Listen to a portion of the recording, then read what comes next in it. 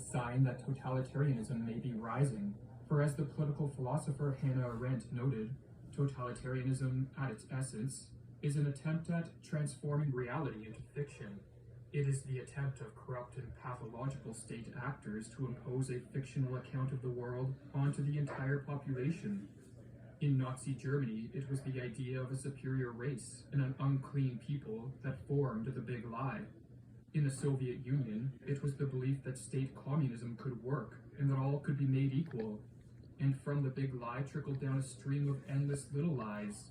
Referring to communist Russia, Alexander Solzhenitsyn wrote, "In our country, the lie has become not just a moral category, but a pillar of the state." Describing Czechoslovakia under Soviet rule, Václav Havel similarly explained, "Life in the system is so thoroughly permeated with hypocrisy and lies. Because the regime is captive to its own lies, it must falsify everything. It falsifies the past, it falsifies the present, and it falsifies the future. It falsifies statistics." When a political system rests upon a bed of lies, what can be done to turn the tide back towards truth and freedom? In this video, drawing from the insights of Alexander Solzhenitsyn and Václav Havel, we are going to explore this question.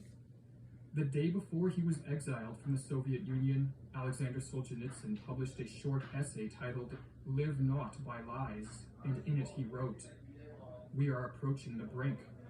Already a universal spiritual demise is upon us. A physical one is about to flare up and engulf us and our children, while we continue to smile sheepishly and babble. But what can we do to stop it? We haven't the strength. But we can do everything, even if we comfort and lie to ourselves that this is not so. It is not they who are guilty of everything, but we ourselves, only we." When a state turns totalitarian, the individuals who live in these societies are not merely its victims. All the totalitarian regimes of the 20th century rose to power amidst thunderous applause, as many citizens openly called for the brutal control that defines this form of rule.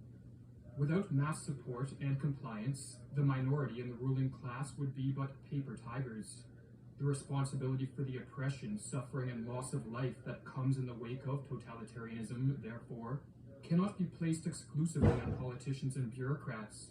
A large portion of responsibility must be placed on the citizens who support this form of rule, or else do nothing to resist. Václav Havel explains in his book, The Power of the Powerless.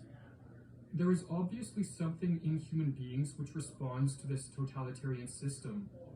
Human beings are compelled to live within a lie, but they can be compelled to do so only because they are in fact capable of living in this way.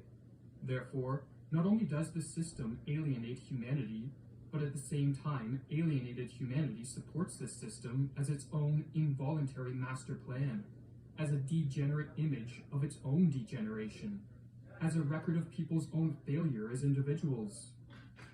If the fuel for the growth of totalitarianism is weak and fearful individuals, then a cure is a personal revolution that takes place in hearts and minds and leads to an awakening of self-responsibility, courage, and strength.